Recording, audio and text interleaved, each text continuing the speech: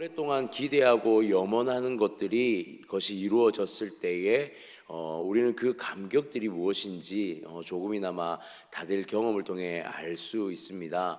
내가 정말로 기대하고 소망했던 것, 언젠가 이루어져야 했던 그것이 해결되고 이루어졌을 때에는 정말 그 기쁨은 이루 말할 수 없는 기쁨일 것입니다. 이스라엘 백성들에게 있어서 오늘 이 본문의 말씀이 아마 정말 그들 가운데 기억에서 영원히 남을 만한 기쁜 일이지 않았을까 생각이 되어집니다. 이스라엘 백성들에게 하나님의 성전, 하나님을 예배한다는 것은 그들의 문화, 그들의 삶 전체를 아울러서 전체를 다 드린다고 해도 무방할 정도로 그들에게는 중요한 것이었고, 그렇기에 솔로몬의 이 성전이 완성되어진다는 것은 엄청난 감격과 기쁨이었지 않았을까 생각하게 되어집니다. 무엇보다 계속해서 언급하는 이 역대기의 그 1차 대상들, 이 포로에서 귀환한 그들에게 있어서 이 솔로몬의 성전이 완성되어졌다는 이 장면은요, 그들의 소망과 염원이 마치 이루어질 법한 그러한 기쁨과 감격으로 다가오지 않았을까 생각하게 되어집니다. 그렇습니다. 오늘 5장의 말씀을 보니 드디어 성전이 완공되었습니다. 1절을 한번 볼까요? 솔로몬이 여호와의 전을 위하여 만드는 모든 일을 마친지라. 이에 솔로몬이 그의 아버지 다윗이 드린 은과 금과 모든 기구를 가져다가 하나님의 전 곳간에 두었더라. 아멘. 성전이 다 완공되어졌다라고 말씀하고 있습니다. 근데 여기서 보니 그의 아버지 다윗이 드린 은과 금과 모든 기구를 가져다가 하나님의 전 곳간에 두었다라고 이렇게 기록하고 있습니다. 만들고 나서 이제 남은 모든 것을 곳간에 다 넣어둔 것인데요. 자, 여기서 보니 다윗의라고 언급을 하는 것이죠. 그러니까 그의 아버지 다윗이 드린이라는 이 언급은요, 이 성전이 다윗의 때부터 얼마나 기대하고 염원했던 일이었는지를 분명하게 보여주는 것이며, 또 한 가지는 다윗이 하나님 앞에 모든 전심을 다 드리고 다윗이 하나님 앞에 자신의 모든 것을 다 드려서 지어진 것이 바로 이 성전이다라는 것을 우리는 보게 되어집니다. 다윗이 정복 전쟁을 통하여서 얻은 모든 전리품들, 그가 모았던 모든 자신의 재산들, 그가 가졌던 모든 자신의 그 영광들을 어디에 모두 다 드리고 있습니까? 하나님의 성전을 건축하는 것, 정확하게는요 하나님의 집을 건축하는 것에 이 다윗의 모든 인생이 다 바쳐졌다 해도 과언이 아닐 정도로 드려졌다라고 오늘 성경은 이 성전 준공이 완공될 때 말하고 있더라라는 사실입니다.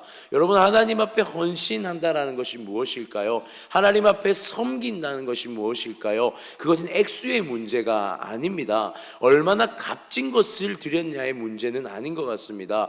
그 마음이, 그 중심이 하나님 앞에 다 드려졌느냐가, 그것이 바로 하나님이 기뻐 받으실 만한 그러한 헌신이고 순종이지 않을까 생각하게 되어집니다. 많은 것을 드리는 게 아니라고 했습니다. 단 2렙돈이라도요 하나님 앞에 드렸던 그 한 여인의 마음과 같이 우리가 하나님 앞에 드릴 수 있는 모든 것을 그분을 향해 전심으로 드려질 때에 그것이 정말로 가치 있는 섬김이고 그것이 정말로 가치 있는 헌신이다라고 할 수 있다라는 것입니다. 그렇게 드려진 성전이 오늘 완공되어졌다라는 것이죠.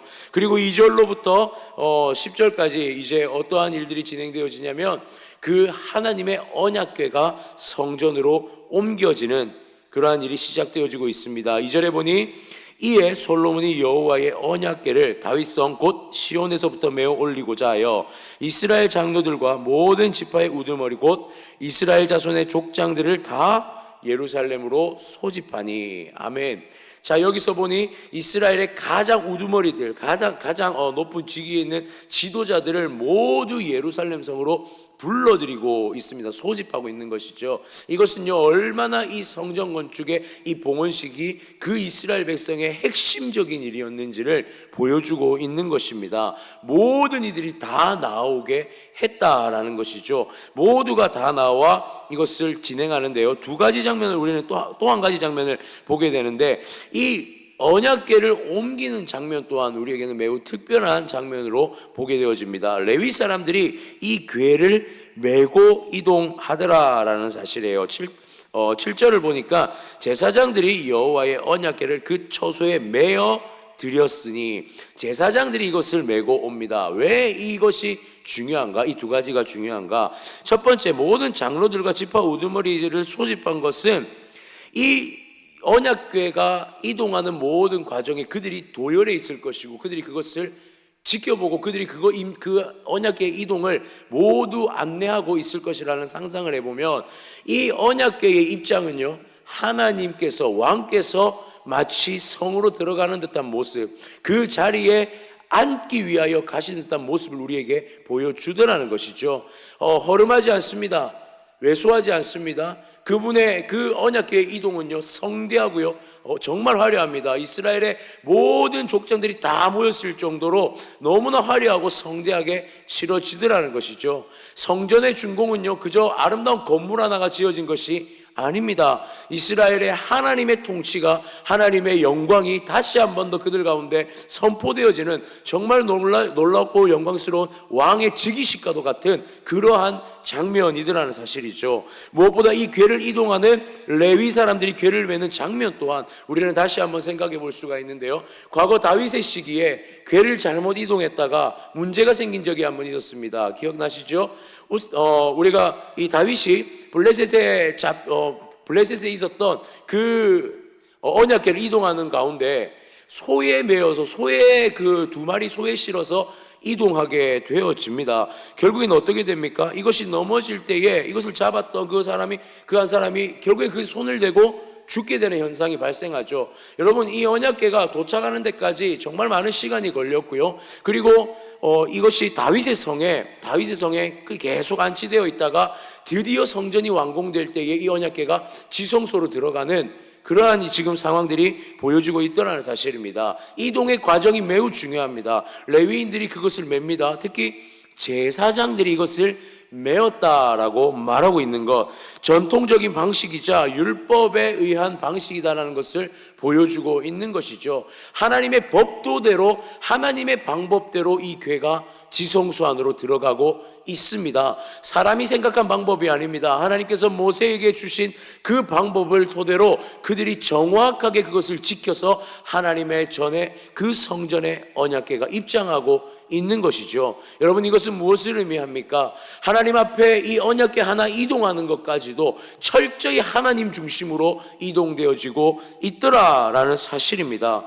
무엇보다 드디어 언약궤가 7절 후반절에 보니 지성소 그룹들의 날개 아래에 정확하게 놓여지게 되어집니다. 그리고 10절에 보니까 이 안에는 두 돌판 외에는 아무것도 없다라고 표현하죠. 사실 이 언약궤 안에 있어야 할 것이 무엇입니까? 만나와 아론의 지팡이, 쌍난 지팡이가 있어야 했습니다. 그러나 오늘 보니 그것이 없다라고 말하고 있습니다. 여러분, 마치 불완전해 보이죠? 그런데 오늘 언약궤가 그 안에 있다라고 말하고 있습니다. 실제로 그 성막에서 지성소에 언약궤를 안치해 놓았을 때에는 십계명이 안에 들어가 있는 것이 아니라 언약궤 앞에 놓여져 있었습니다. 성경 읽어보시면 언약궤 앞에 놓여져 있는데 오늘 보니 언약궤 안으로 십계명이 들어가 있는 것을 보게 됩니다. 두 가지의 재료가 없더라도요, 두 가지의 그 요소가 없더라도 하나님의 말씀이 기록된 십계명이 그 안에 들어가 있다는 것을 볼 때에 이제 진짜 하나님의 말씀의 통치가, 하나님의 그 왕되심의 통치가 그들 가운데 이루어진다라는 것을 다시 한번 볼 수 있더라라는 사실이죠. 이렇듯 하나님의 언약궤가 이동하여 들어가는 것, 그리고 그것이 정확한 방법을 통해서 지성소에 놓여지는 것까지, 이 모든 일련의 과정들이 철저하게 하나님의 중심이며 하나님 말씀의 중심으로 놓여지고 있다는 것을 볼 때에 정말 하나님의 통치가, 하나님의 그 왕권이 그들 가운데 회복되어지는 것을 우리는 보게 되더라는 사실입니다. 사랑하는 성도님들, 하나님의 다스리심, 그분의 통치가 우리의 삶에 이루어져야 할 줄 믿습니다. 그런데 그분의 통치가 이루어진다는 것을 우리는 단순히 그냥 단순하게 이루어진다고 생각하면 안 됩니다. 모든 하나님이 원하시는 방법, 하나님께서 원하시는 순종과 하나님께서 원하시는 헌신, 그분을 향한 왕되심을 인정하는 우리의 고백들이 담겨져 있을 때에 우리의 삶 가운데 하나님의 통치가 이루어진다는 사실을 우리는 기억해야 할 줄 믿습니다. 왕되신 하나님께서 우리의 삶의 주인으로 들어오실 때에 정말 우리의 심령 가운데 하나님의 왕의 대로가, 그 시온의 대로가 열려지는 놀라운 역사가 일어날 때 우리의 삶이 하나님의 통치의 삶이 되어질 줄 믿습니다. 그리고 우리는 또한 이어서 한 가지의 장면을 더 보게 되는데요, 11절부터 마지막 14절까지 이제는 그들의, 하나님의 백성들의 찬양의 소리가 울려 퍼지기 시작합니다. 그런데 굉장히 또 놀라운 방법으로 이 찬양을 준비하고 있는 것을 보게 되는데요, 11절부터 보니 이렇게 기록합니다. 이때는 제사장들이 그 반열대로 하지 아니하고 스스로 정결하게 하고 성소에 있다가 나오매 노래하는 레위 사람 아삽과 해망과 여두둔과 그의 아들들과 형제들이 다 세마포를 입고 제단 동쪽에 서서 재금과 비파와 수금을 잡고 또 나팔 부는 제사장 120명이 함께 서 있다가, 자, 여기까지 볼 때에 제사장들이 그 반열대로 하지 않았다라고 말하고 있습니다. 마치 뭔가 법도에 어긋나는 듯한 모습처럼 보여지죠. 그런데 그 반열대로 하지 않았지만 이들의 준비가 매우 특별합니다. 무엇입니까?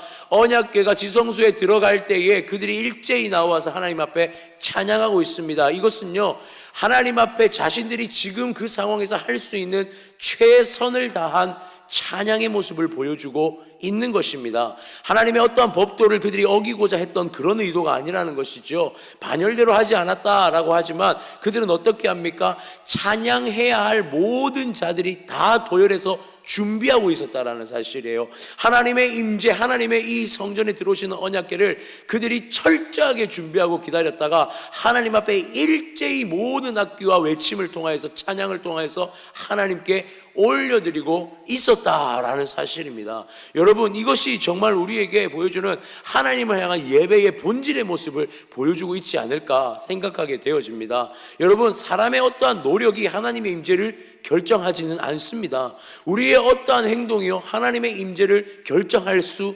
없습니다. 그러나 이것 한 가지는 확실합니다. 우리가 하나님을 향해 전심을 다해 예배하고 하나님을 향해 전심을 다해 나아갈 때에 하나님이 그것을 기뻐하신다라는 사실입니다. 아멘이십니까?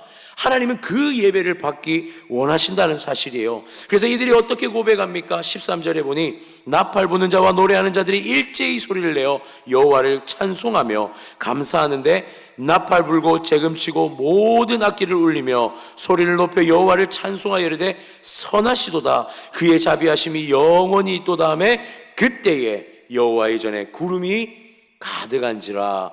아멘. 그들이 나와서 하나님을 위한 준비, 오직 하나님만을 위한 최선을 다해서 그들이 드릴 수 있는 모든 예배에 최선이 올려지게 됩니다. 그때 어떤 일이 일어납니까? 하나님의 그 구름이 가득 임하는, 여러분, 구름의 임함은요 무엇이죠? 하나님의 임재를 뜻하는 것이죠. 그 성막을 덮었던 그 하나님의 놀라운 구름의 그 임재가 오늘 이들의 성전 봉헌식 가운데 일어나고 있다는 사실이에요. 이 말은 곧 하나님께서 이 성전의 완공을 받으셨다는 것이고, 이 성전의 언약궤의 그 입장에 하나님을 맞이하는 모든 이들의 예배를 하나님이 받으셨다는 것이며, 무엇보다 그들의 찬양의 고백 가운데 오직 하나님을 향한 찬양의 고백, 사람의 것이 들어있지 않는 하나님만을 향한 고백이 드려졌다라는 것을 오늘 이 마지막 한 대목을 통해서 우리는 보게 되어지더라라는 사실입니다. 그리고 그 앞에 모든 이들이 엎드려지는 14절의 말씀은 이렇게 기록합니다. 제사장들이 그 구름으로 말미암아 능히 서서 섬기지 못하였으니 이는 여호와의 영광이 하나님의 전에 가득함이었더라. 아멘. 사람의 의지로 서 있을 수조차 없는 그 하나님의 놀라운 영광, 그 하나님의 놀라운 임재가 그들 가운데 임했다는 것, 여러분, 이것이 바로 오늘날 우리가 드려야 할 진정한 예배이지 않을까 다시 한번 생각하게 되어집니다. 놀라운 영광의 예배가 우리의 가운데 펼쳐져야 합니다. 적당히 소리나는 예배가 아닙니다. 적당히 화려해진 예배가 아닙니다. 주님 앞에 오늘 한 번의 예배 앞에 나의 전심을 다 올려드릴 수 있고, 오늘 한 번의 예배에 나의 모든 고백을 다 올려드리며 나의 삶의 어떠한 상황과는 무관하게 하나님 앞에 오늘 나의 모든 전심을 다해 주님 앞에 선포할 수 있는 예배, 그 예배가 하나님 앞에 울려 퍼질 때에 하나님은 이 예배를 기뻐 받으시더라는 사실입니다. 여러분, 선포하며 찬양해야 합니다. 감격과 감동, 하나님의 임재를 온몸으로 만끽하는 예배가 드려져야 한다는 사실을 우리는 기억하면 좋겠습니다. 말씀을 맺겠습니다. 그렇습니다. 사랑하는 성도님들, 성전이 완공되었습니다. 너무나 화려합니다. 녹과 금과 수많은 하나님을 장식할 수 있을 만한 것들을 그 성전에 다 쏟아 부었습니다. 웅장하게 완성되었습니다. 그러나 이것은 단순한 화려함이 아닙니다. 하나님을 향한 전심의 마음이었는 줄 우리가 믿으시기 바랍니다. 그냥 우리가 예쁘게 아름답게 정말 이렇게 꾸민다고 해서 하나님이 기뻐 받으시는 게 아니라는 거예요. 온 마음과 정성이 들여졌느냐, 그것이 하나님의 임재를, 하나님의 기쁨을 온전히 우리가 느끼게 되어지더라는 사실입니다. 무엇보다 그분의 임재를 기대하며 준비했습니다. 모든 자들이 찬양하기를 준비하고 있었습니다. 하나님 이곳에 임재하여 주십시오라고 함께 그들 가운데 모여 준비하였습니다. 여러분, 아름답게 만들어진 예배에 진짜 주인공이 없으면 그것은 잔치가 되지 못합니다. 우리가 하나님 앞에 예배 드린다고 수많은 것들을 준비해 놓았다고 하지만 하나님이 그 자리에 계시지 않다면 그것이 예배라고 할 수 있겠습니까? 그들은 기대했습니다. 그날 하나님의 임재가 있기를, 오직 하나님만이 이곳의 주인공이고 하나님만이 우리의 왕 되심을 그들은 고백하고 선포했습니다. 선하시고 자비하신 그 하나님이 그들 가운데 있기를. 어떤 역사가 일어났습니까? 하나님의 임재가 일어나는 것이죠. 이렇듯 하나님을 향한 우리의 모든 아름다운 섬김과 헌신과 마음이 하나 되는 하모니를 이룰 때에 오늘 그들 가운데 하나님의 기쁨의 영광이 누려지게 된 줄 믿으시기 바랍니다. 최선을 다하며 하나님의 임재를 결정하는 것은 아닙니다. 그러나 우리가 하나님을 향한 갈망과 전심이 드려질 때 하나님은 반드시 그 가운데 임재하신 하나님이신 줄 믿으시기 바랍니다. 이렇게 예배했으면 좋겠습니다. 온 마음을 정성을 다해 예배하며 우리 한 사람 한 사람이 거룩한 성전 되어서 하나님의 놀라운 임재를 기대하며 갈망하며 살아갈 때에 우리의 삶 속에 임재하시는 그 하나님의 영광 매일매일 누리며 살아가는, 그렇게 주님과 함께 동행하는 우리의 삶이 되어지기를 주님의 이름으로 축원합니다. 기도드리겠습니다.